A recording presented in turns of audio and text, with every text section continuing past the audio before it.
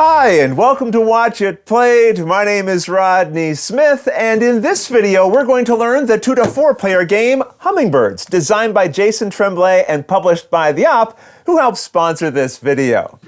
Who doesn't love hummingbirds? They're nature's speedsters and total beauties. They can also hover in midair, but all of that movement requires fuel. They need nectar and lots of it. So they have to be efficient in how they gather it, and so will you, because that's how you'll earn the most points in this game and win.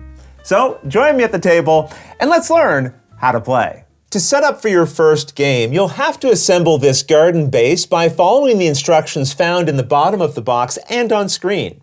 When you're done playing, this will go back into the box assembled, so you do not have to take it apart and reassemble it again. The game also comes with several tubes, each with bands of color at the top and bottom. The garden has spaces for these, with matching colors around the outside edges to remind you where each tube goes. It's easiest if you work from the outside in, so maybe we'd start here, and you can see this has a purple edge, so I take one of these purple tubes and push it into that space. We see blue here, so I'd grab one of the tubes with blue edges and put it into that spot. As you add tubes to the garden, make sure they're set down as far as they can go. This will leave them at different heights so that it looks like this when you're done. The game also comes with various sand timers in 6 different colors, matching the colors of the tubes in the garden. And we'll just set these nearby for now. Next, separate these nectar tokens into piles by type and either arrange them around the garden shelf or leave them on the table where everyone can reach them, as I'll be doing in this video. Each player should now collect 2 hummingbird pieces in their chosen color, returning the rest to the box. In this video, we'll assume that we have 3 players. Finally, the person who most recently saw a hummingbird is chosen as the first player. Or you can just choose someone randomly. And that's the setup. In Hummingbirds, you and the other players will be moving your hummingbirds around the garden as you try to collect nectar. But there needs to be nectar in the flower to collect. If you've timed things correctly, you'll gain points, and the player who has the most points by the end of the game will win. Now, to see how this works, let's jump right into the gameplay. When everyone is ready to begin, all of the sand timers should be flipped and placed into the matching colored tubes of the garden. This should be done quickly, but it's all right if they aren't all flipped at the exact same time. The timers start going right away, but you'll notice they disappear into the tubes, so you cannot see how much time is left on them. And this will become important during the game, as we'll see. A table in the rule book, which is also on screen, shows that each of the colored timers will run for a different length of time. So they recommend filling the tubes in from inside of the garden first and then to the outer edges, as those timers run out more quickly. Once the timers are all in their tubes, starting with the first player and going clockwise around and around the table, players will take turns. And on your turn, you'll perform one of 2 possible actions. So let's start with one of the actions known as claiming a flower. Here you either move one of your hummingbirds from in front of you onto any unoccupied tube, which represents a flower, or if it's later in the game, you can move a hummingbird you already have on a flower to another flower. But be aware, your hummingbirds are magnetized, and so are the timers inside the tubes.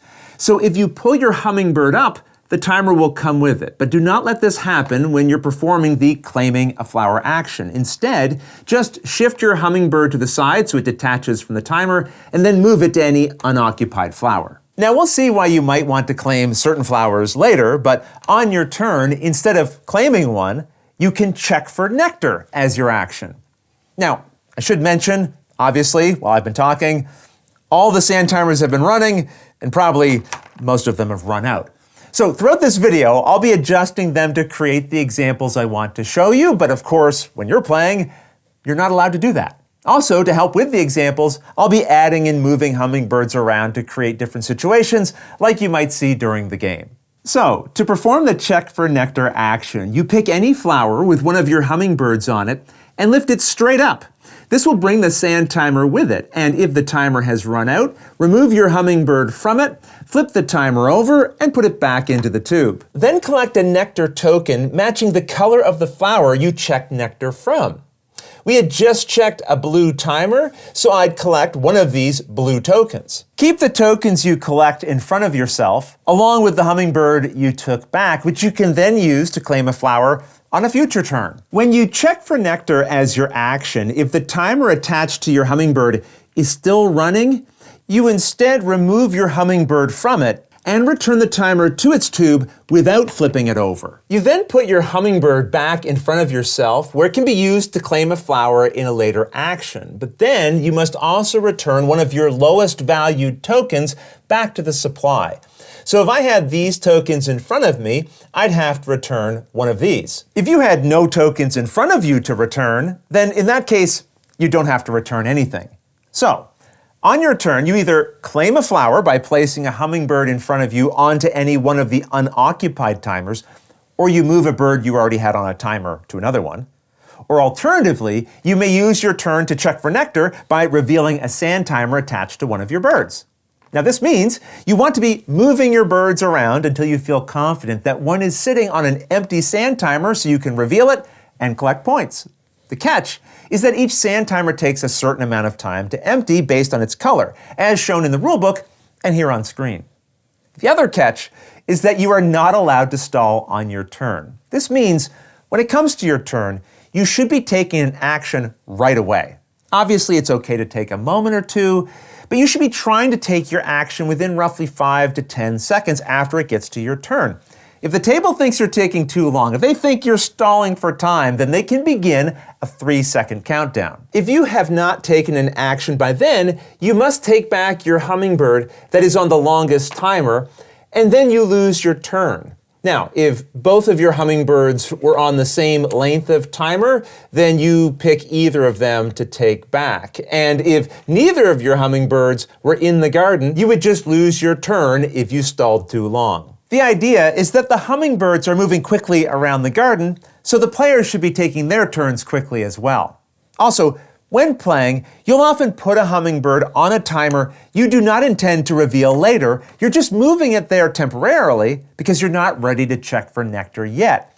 And you're waiting for a moment when you might see a flower available that you believe is close to being empty, so you can move to that one, and then collect the nectar from it as your action when it comes back to your turn. This table on screen and found in the rulebook shows you how many of each timer is in the game and how many points each of their related tokens are worth.